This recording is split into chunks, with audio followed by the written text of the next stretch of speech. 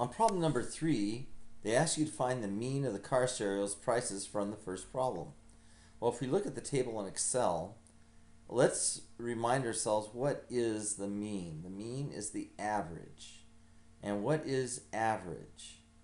Average, the average of a list, is the sum of all the prices divided by the number of prices that are listed.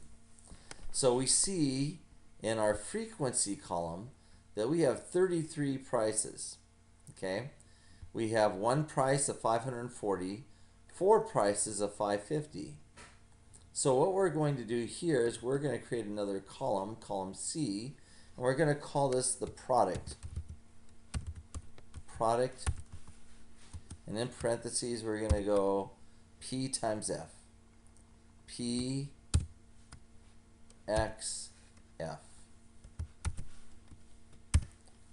Because basically what we're doing is, gee, if I were to add up one price of 540, it'd be 1 times 540.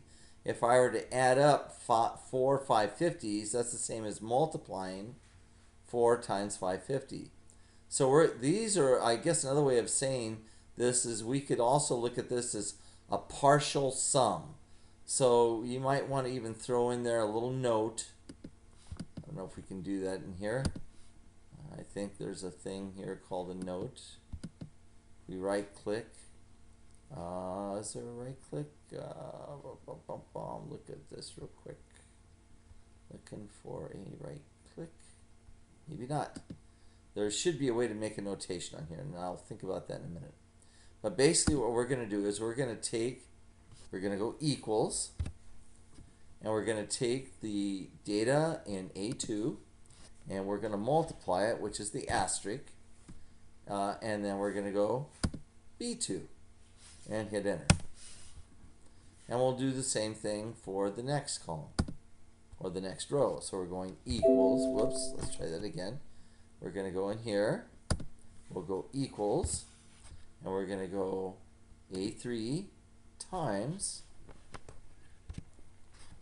B3 and hit enter.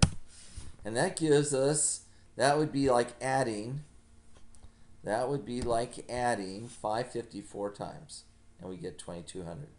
Now we can continue this process, but really a quick way to do this is if we were to take all these, if we were to grab that crosshair, hold it in the bottom right and pull down, and it's going to take those formulas and perform those for all the rows.